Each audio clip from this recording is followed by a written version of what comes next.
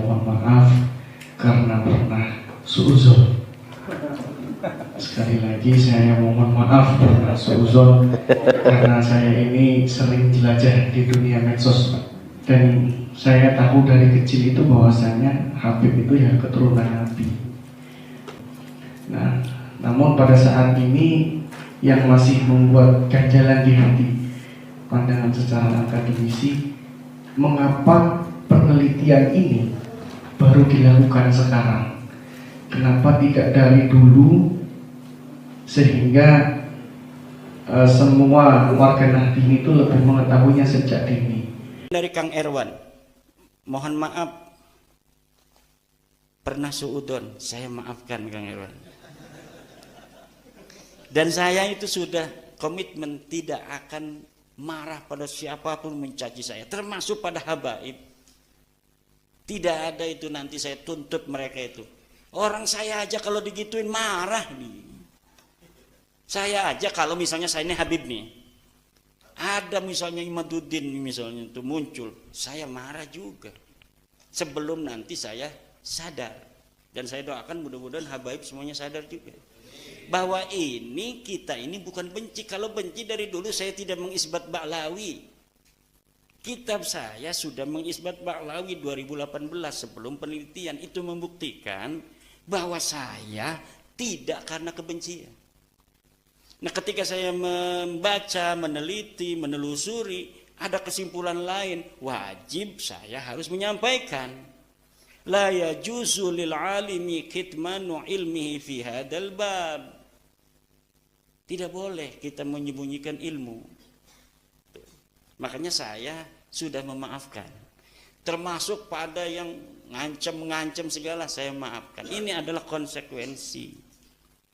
Kalau kita tidak memaafkan berarti kita dari hawa nafsu.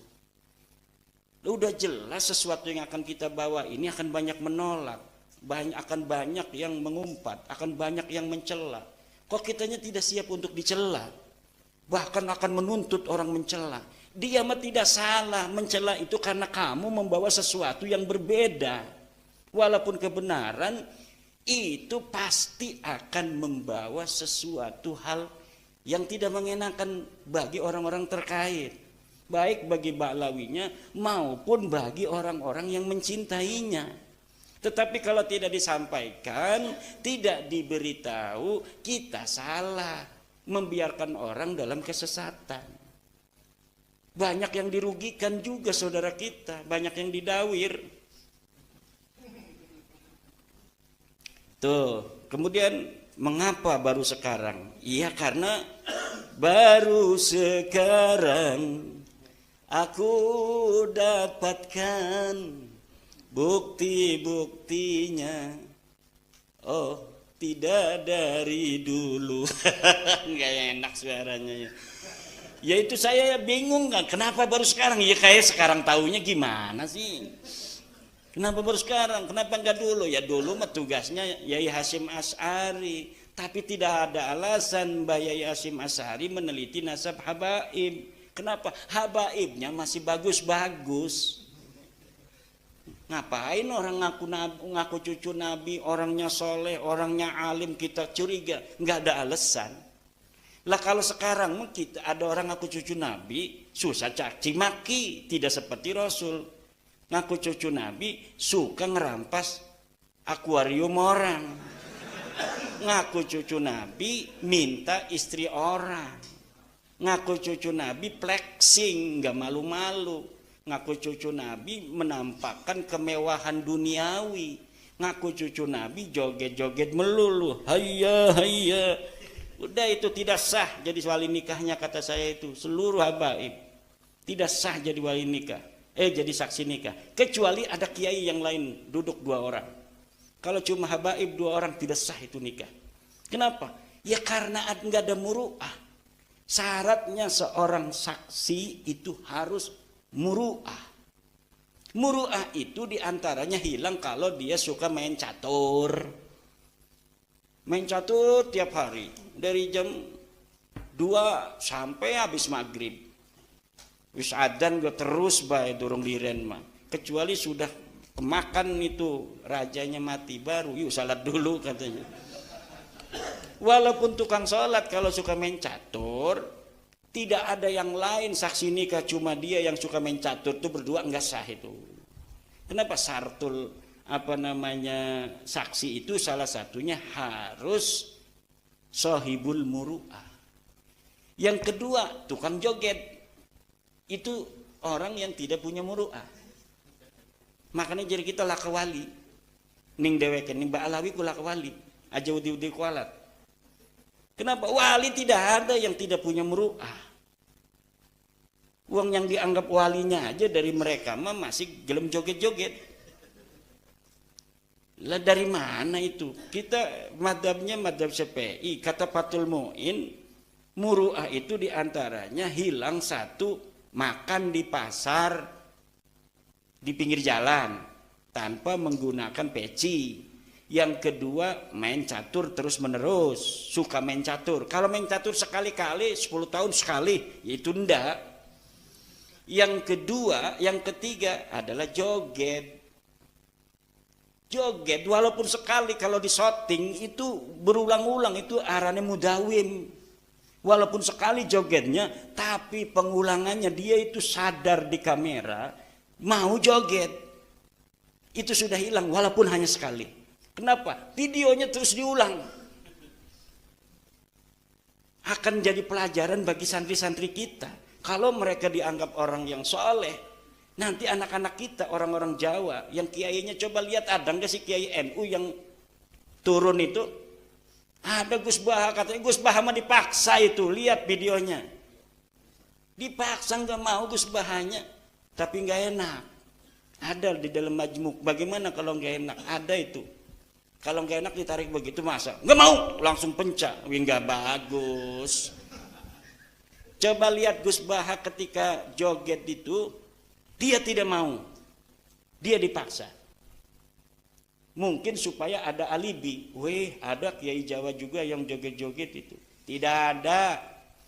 Kiai-kiai yang NU, Suriah NU, joget marawis. Hanya nggak ada. Itu sudah qillatul muru'ah. Sudah tidak sah jadi saksi nikah apabila munfaridaini. Kalau yang lain ada nih, santri misalnya ada 5 orang duduk, dia jadi saksi muayyan, tetap sah. Habib jadi saksi muayyan itu. Kenapa? Dianggap itu jodoh, itu sing saksi bener mah. Walaupun tidak dicatat. Tapi kalau saksinya hanya mereka berdua, siapa saja yang pernah dinikahkan oleh habaib berdua saja, tidak ada yang lainnya, ulangi lagi nikahnya itu. Ya premen, hukumnya begitu. Katanya kita ngaji kitab kuning. Oh, kitab kuning barang yang habaibnya, kecuali habaib. Jangan, nggak bisa. Semuanya masuk gitu. Apa alasannya habaib tidak masuk dalam apa joget-joget itu? Joget hilang muru'ah. Hilang muru'ah tidak sah jadi saksi. Siapa yang paling dianggap wali di Ba'alawi? Semuanya pernah kita lihat joget. Makanya kita mau orang percaya nih, wong joget jadi wali. Nggak percaya orang joget jadi wali itu nggak percaya. Laisa fihim waliyun mufradan munakkaron, ya dulu alal qillah itu. Laisa fihim waliyun yaumina hada. Laisa. Cirinya apa? Ya cirinya itu joget itu. Siapa sing paling soleh? Pasti joget itu dari mereka. Wali-wali kita, apa wali-wali kita, kiai-kiai kita, nggak ada. Wis jadi ketua Suriah atau Suriah MWC, udah malu dia. Peci ning dindi, ning sawah banyak macul nggak peci. Sudah jaga muru'ah kiai-kiai kita itu. Jangan yang sudah jadi santri aja, jaga muru'ah. Mau izin sama saya pakai sarung, jaga muru'ah dia. Liganya mah di dalamnya pakai celana. Pas sampai terminal mah belum kuat dia, dibuka sarungnya. Itu namanya jaga muru'ah kepada guru. Gak mau kelihatan tidak seperti santri. Itu jaga muru'ah itu begitu. Kehormatan itu Allah mawarru dhahiran wa batinan kita. Ya muruah itu kepada manusia. Menjaga kehormatan itu di hadapan manusia. Kalau kita tahu ini di kamera, jangan joget walaupun sekali, karena kamera itu bisa diulang-ulang. Gitu. Gimiknya kayak wali baik. Kalau nerangin serius nggak ada ketawa. Kalau lagi ngajar ngaji dia. Kalau karena lagi di YouTube seorang abuya, kayak wali. Tapi ketika joget, merawis, ngower ke bawah-bawah, masya Allah. Ternyata dia serius itu gimik, apa? Hanya gimik saja. Itu masuk di dalam iklan, masuk di dalam cara menarik pasar. Beda dengan kiai-kiai kita, biasa-biasa aja. Coba lihat kiai itu biasa-biasa saja. Gus Baha ngajar ngaji di hadapan siapa aja biasa, ketawa-ketawa, tidak gimmick, menjaga action, menjaga marketing. Enggak, karena apa? Ilmunya Kiai NU itu bukan marketing. Memang dia alim, memang dia saleh. Begitu di hadapan orang, begitu juga ketika tidak di hadapan orang. Tapi sekarang ini ada abuya-abuyaan, marketing ansih, gimmick saja dia bergaya begitu. Lagi ceramah, pakaian ulama. Ya, tapi ketika jalan-jalan nggak pakai peci. Lah orang maksupur ra'si itu apa hukumnya jatuhnya? Aqrabu ilal fisqi. Makanya kiai banyak yang pakai pet. Kalau jalan-jalan pakai pet kan, pakai rukul lak. Kalau dia malu pakai peci. Kenapa? Menjaga kepala ini itu adalah merupakan bagian dari muru'ah. Menjaga adalah. Tapi ada orang-orang yang gimmick sekarang. Kalau lagi nggak dia di pengajian pakainya lepis, pakai jas, pakai jaket kayak apa namanya itu preman dan sebagainya. Itu namanya dia gimmick. Agama hanya digunakan sebagai gimmick, marketing ansih. Udah jam 12, ini kita lanjutkan. Dari Pak Abdul Hadi Arianto, sering minta oleh-oleh. Ada Habib sering minta oleh-oleh seperti akuarium. Akuarium masih murah. Di Lampung ini ada kabib mintanya Alphard. Bisa dikonfirmasi. Dan saya punya saksinya. Mintanya apa? Alphard. Makanya jangan jadi muhibin. Nah kalau kelas kita, ya kalau di Dawir paling ya rokok sebungkus, nggak ada apa-apa di kantong kita. Tapi kalau kelasnya kelas camat, ya mungkin motor. Kalau kelasnya kelas bupati, ya udah Alphard itu. Wali kota, kelas gubernur, waduh beda lagi Dawirnya.